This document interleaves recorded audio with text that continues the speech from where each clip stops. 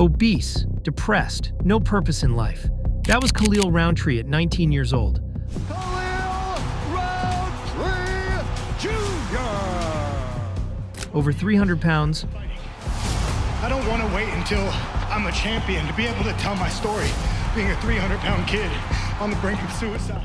2 packs of cigarettes a day, drinking soda constantly. He didn't care if he woke up. I was smoking 2 packs of cigarettes a day. Damn. I only drank soda or alcohol. I only ate fast food. I got to a point where I was very, very depressed, suicidal. I knew that I needed to make a change. He didn't care if he lived. Today, he's an elite UFC light heavyweight who inspires millions of people around the world. Guess what? It worked. Oh, massive knee from Rountree Jr. Wow. People who feel lost, people who don't know what they're doing, people who feel exactly like he once did. So what changed? His body?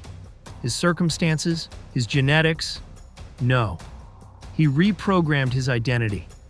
And he did it through something most athletes completely ignore: self-talk. To continue his legacy and live my life in a way that he would be proud of. Khalil Rountree Jr., ladies and gentlemen. Let me explain.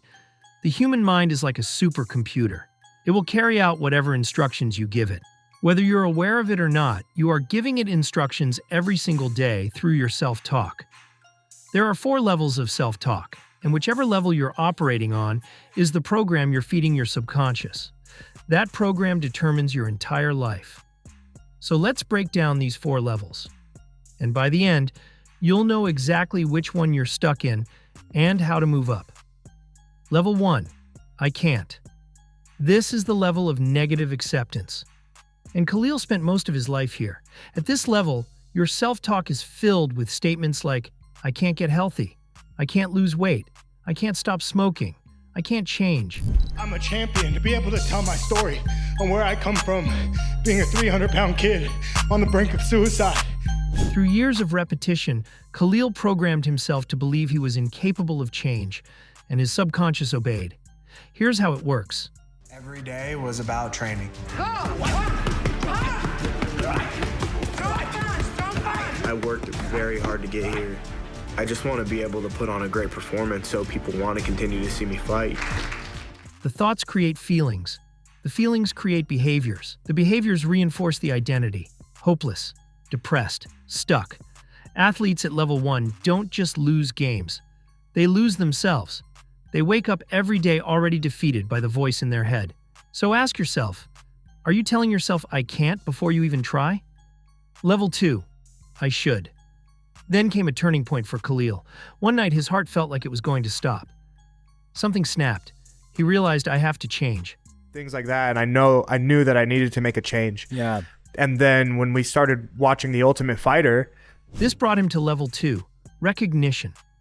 Level 2 sounds better than level 1, but it's still working against you.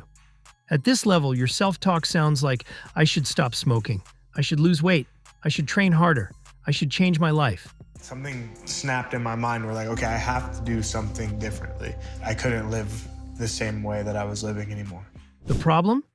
When you say I should, you're still telling your subconscious that you are the person who smokes, the person who's overweight, the person who's broken. You're recognizing the problem, but you're not changing the identity. Your subconscious faithfully carries out whatever identity you reinforce. And if you keep reinforcing the old one, nothing changes.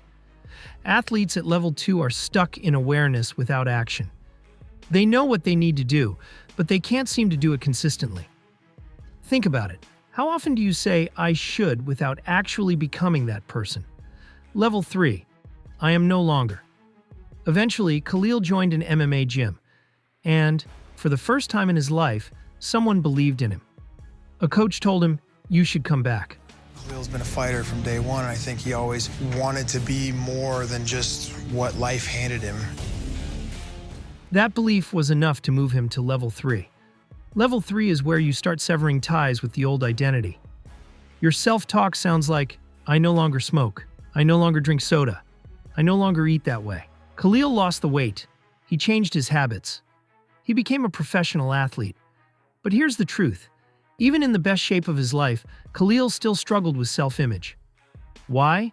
Because his old identity was still deeply embedded. He spent years telling himself who he used to be instead of fully embracing who he was becoming. One day, I wore an NSYNC t-shirt, and some kids made fun of me for wearing it, and they were just like laughing at me. I think that's when I started to kind of feel like different and like, why are people making fun of me? I'm not doing anything wrong. He woke up every day still fighting the old version of himself. Athletes at level 3 make progress. They see results, but they're constantly looking backward, reminding themselves of who they used to be. So here's the question. Are you defining yourself by who you're no longer, or by who you're becoming? Level 4. I am. This is where real transformation happens. Level 4 is identity embodiment. Your self-talk at this level sounds like, I am disciplined. I am an athlete. I am confident. I am dangerous. This level isn't about avoiding the old identity. It's about becoming the new one. Your subconscious accepts identity faster than effort. Whatever words you repeat after I am become instructions for your nervous system. And there's proof this works. In the early 1900s, a French psychologist named Émile Coué had hospital patients repeat, every day and every way, I'm getting better and better. Patients who did this recovered up to 5 times faster than those who didn't. The mind programs the body. Mike Tyson was hypnotized as a child. Custom model used to do with me, he used to take me to a hypnotist. He was a hypnotist as well, yeah, and I used to go in the... He was programmed to believe, I am a savage. I am unstoppable.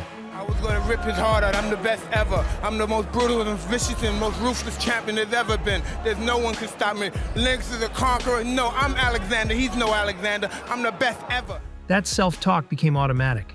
As he approached the ring, his confidence increased. Once inside, he believed no one could beat him. That belief shaped his performance. Self-talk became a self-fulfilling prophecy. Khalil is building this level now. But even today, the old identity tries to creep back in. The voice that says he's not good enough, that he doesn't belong. But he's learned to replace it, to speak a new identity into existence. That's the difference.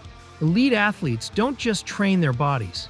They train their minds to see themselves as the person they're becoming, not the person they were. Here's the truth. Most people fail because they try to change behavior without changing identity. They train harder. They follow the plan. But inside, they still see themselves as someone who's not good enough, someone who doesn't belong, someone who always falls short, and no amount of training can overcome that. Khalil's transformation didn't happen because he trained harder. It happened because he stopped identifying as the obese, depressed kid with no purpose and started identifying as someone worthy of success. That shift didn't happen overnight. It's still happening. Even now, he fights the old identity. But that's the point. Growth isn't clean. It's not a straight line. It's a daily choice to speak a better identity into existence. So here's the real question. What level of self-talk are you living in right now? Are you telling yourself, I can't? Are you stuck in I should? Are you constantly reminding yourself of who you're no longer? Or are you speaking life into who you are becoming? Because your self-talk is not harmless. It is programming. The 2 most powerful words in the dictionary are, I am. What you say after them defines who you become. If you want to keep leveling up your mental game, subscribe to Athlete Better. We're breaking down the psychology that separates good from great every single week. See you in the next one.